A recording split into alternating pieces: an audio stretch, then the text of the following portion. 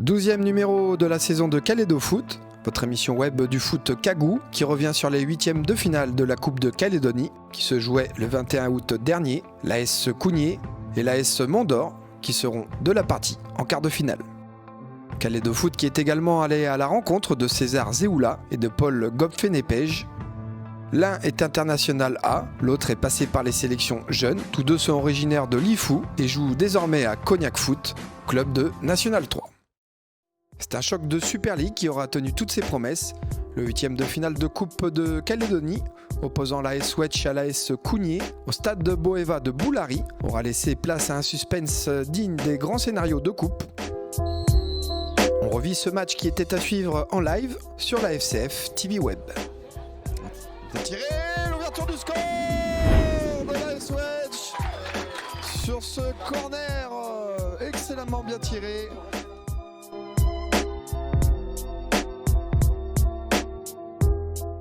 Wachali, petit festival, Wachali, on demande une main.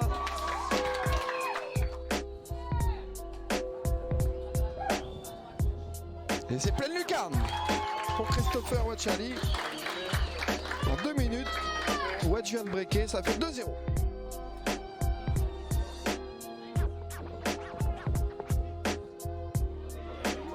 Oui, le but, le 3e but signé Germain Awegene. Oh, attention, Waki avec Awegene. Oh, le raté de Germain Awegene sur cette offrande. Allez, corner rentrant, très très bien tiré, c'est tête, la réduction du score. C'est Gianni Magmieux qui relance les siens. Deux des clubs les plus titrés de l'histoire du foot calédonien. La tête et le but incroyable de l'AS Cougnier qui revient au score avec cette tête. Ce ballon mal capté. Désormais sur le banc avec ce long ballon. Ouh, c'est bien fait, il est tout seul Magmieux. Égalisation, c'est incroyable cette équipe des Cougniers. N'en finit jamais de nous surprendre. Le doublé de Magmieux à la 78e minute de jeu. On le disait, la coupe a toujours un parfum particulier. Ballon perdu, il y a eu 2 contre 1 maintenant avec la frappe de Robert Tonnet, ouais, c'est incroyable. 80e minute de jeu et ça fait 4-3. Ligne départ est intenable en cette seconde période. 4-3 avec les joueurs de Cougnier qui explosent de joie forcément. Ils ont été au mérite chercher cette qualification. 4-3. Quel match, quel scénario improbable. C'est ça, la Coupe de Calédonie. Toujours sur la pelouse synthétique de Boeva, le FC Gaïcha, sortant des tours provinciaux sud, et l'AS Mont-d'Or, formation de l'élite, s'affrontaient pour aller eux aussi décrocher leur billet en quart de finale de la Coupe de Calédonie. Faisant nettement respecter la hiérarchie, le Mont-d'Or n'aura jamais laissé espérer son adversaire, prenant rapidement les devants et anéantissant tout espoir pour Gaïcha dès la première période. On revit ensemble cette rencontre dominée par la SMD, qui, comme Cougnier, sera au rendez-vous des quarts de finale. Kaizé contre Gerbet. Et ça passe pour Johan Gerbet, l'AS Mont-d'Or. 11 minutes, il n'a pas tremblé, le capitaine Johan Gerbet. 1-0 pour l'AS Mont-d'Or. Lundi qui arrive pour les quarts de finale, donc ce tirage de Coupe de Calédonie. Pour l'instant, Boawe. Oh, quel but d'Arsène Boawe. J'en parlais tout à l'heure. À croire que là je le bonifie, cet Arsène Boawe. Et pourquoi pas profiter aussi des coups de pied arrêtés avec un bon ballon dans cette surface de réparation. Et on demandait encore une main. 20 mètres, 25 mètres. Boawe. La but magnifique, la lucarne trouvée par Arsène Boawe. C'est un récital qu'il nous fait. Arsène Boawe. Ça fait 3-0 et ça se complique terriblement pour le FC Gaïcha. Ah, il faut réagir côté FCG, la frappe et le 4e but. avec Adrien Caizé qui est passé au travers et c'est le jeune Goletcha. Pour prendre de la confiance, ils peuvent faire mal ces joueurs de Gaïcha avec ce ballon dans la surface de réparation. Voilà. Et pourquoi pas là, Toulangui la frappe.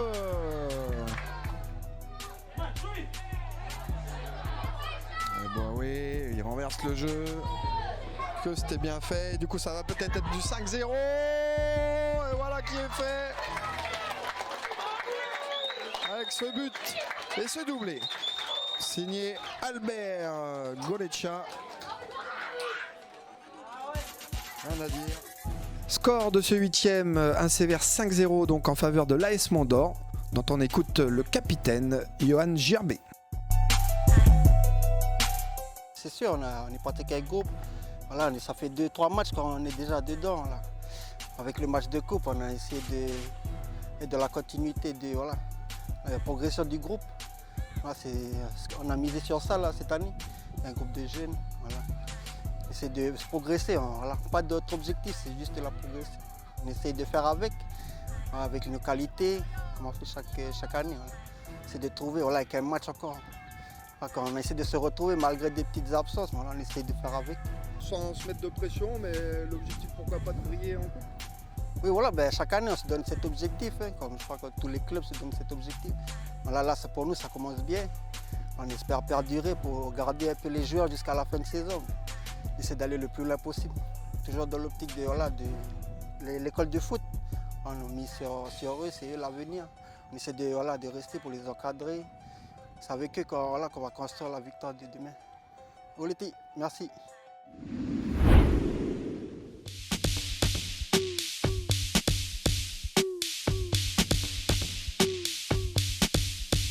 Je m'appelle Paul Gopfenepej, 21 ans, joueur de l'UA Cognac et je suis originaire de Lifou-Wailou, Yandé.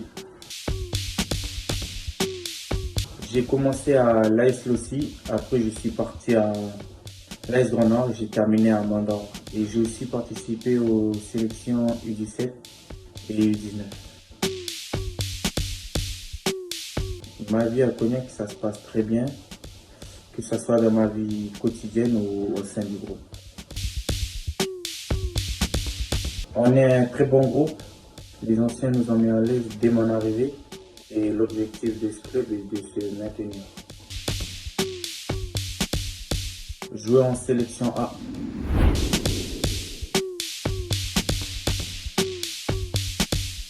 Je m'appelle César Zoula, j'ai 32 ans. Je suis originaire de Lifou, plus précisément de la tribu de Djoulou. Mon poste sur le terrain de foot, je joue au milieu de terrain. Mon premier club, j'ai commencé au club de l'AS Roanono, dans les catégories jeunes, jusqu'à les U19. Après, je suis parti, j'ai joué dans ma tribu à l'AS Lito pendant plusieurs années. Et de l'AS Lito, je suis parti à l'AS Mont-d'Or, où j'ai passé une année. Et je suis parti ensuite à l'AS Magenta, où j'ai passé également une année. Et je suis venu ici en métropole, où j'ai signé au Stade Lavallois, où j'ai joué pendant 7 années. Et dans les 7 ans au Stade Lavallois, j'ai eu un prêt à l'US Créteil. Et après ces années-là passées au Stade Lavallois, je suis parti au Sporting Club de Schiltigheim, où j'ai passé 2 années. Et après le Sporting Club de Schiltigheim, je suis parti au FC Saint-Louis-Noëg, où j'ai passé une année aussi. Et aujourd'hui, actuellement, je suis au club de Cognac, où le coach, je le connais très bien. Le coach, c'est Thierry Tardot. Quand tu as fait beaucoup de clubs, c'est à peu près la même chose. C'est après l'adaptation, il faut quand même un bon bout de temps pour s'adapter. Mais bon, ici à Cognac, on s'est adapté très vite vu qu'on se connaissait déjà avec le coach. Et notamment qu'il y a 2 jeunes avec moi, 2 jeunes qui viennent de la Nouvelle-Calédonie, qui est Joris Kenan et Paul Gopfenepej qui sont avec moi. Et l'adaptation s'est très très bien passée, et notamment au niveau de la ville, où la ville de Cognac et aussi au sein du club. Moi, particulièrement, mon objectif déjà personnel, c'est de penser à l'après-carrière, l'après-foot, ce que je vais faire plus tard. Et objectif du club pour l'instant, c'est le maintien. On joue le maintien parce que voilà, c'est un championnat qui est très très compliqué. Ah, moi le foot au pays, c'est toujours un plaisir de regarder les matchs qui sont diffusés via Facebook, via le live que tu fais avec la chaîne de télé sur Facebook. Ouais, c'est plaisant à voir, et c'est plaisant aussi à voir que des équipes, des nouvelles équipes qui viennent d'arriver, qui se montrent et qui montrent qu'ils sont là, qui sont là pour jouer du beau football, et ça fait toujours plaisir pour nous ici qui sont en métropole de regarder, même si des fois les horaires ils sont pas très adaptés, mais ça fait toujours plaisir.